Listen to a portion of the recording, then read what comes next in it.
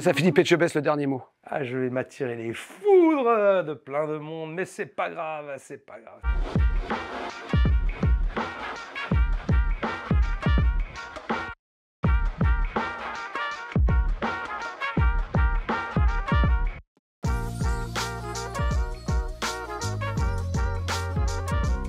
Elle en est très fière, elle a raison, et elle ne cesse de chambrer ses chefs adverses pour leur dire à quel point qu'à chaque fois elle gagne et qu'il ne peut pas y avoir de hasard. Elle manque un peu d'humilité parce que les 3 premières années, elle n'a absolument rien fait. Et j'avais de la peine pour elle. Vraiment, sincèrement, j'avais de la peine. Du coup, cette année, on lui a lancé un défi encore plus compliqué.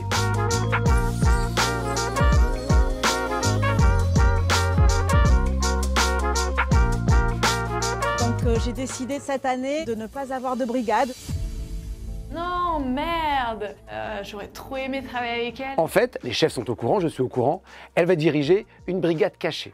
Elle va récupérer les candidats éliminés de chaque semaine et les faire s'opposer entre eux. Et arrivé au quart de finale, le candidat qui reste réintègre le concours dans la brigade d'Hélène Darroze, qui bien sûr est toujours là et veut toujours gagner Top Chef.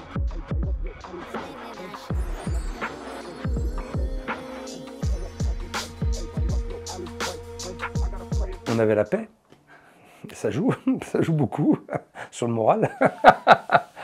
Ah, je vais m'attirer les foudres de plein de monde, mais c'est pas grave, c'est pas grave, c'est pas grave. C'est vrai qu'ils se retrouvaient entre coqs et que ça leur faisait parfois un peu plaisir. Voilà le côté un peu, je vais dire, vestiaire de foot, quoi, ou vestiaire de rugby, puisqu'il y a beaucoup de chefs du Sud-Ouest. Moi, j'aime bien quand elle a Hélène parce qu'elle les remet un peu en place, mais elle est bien là et son ombre plane et on le sent quand même bien tout au long de la saison.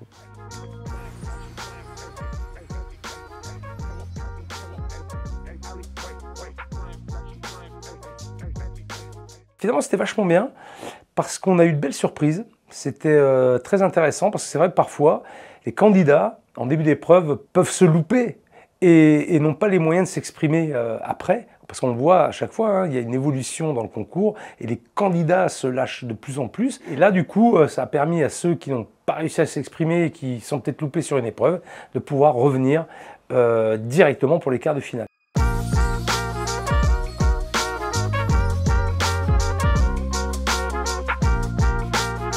Je laisse à Philippe Etchebest le dernier mot.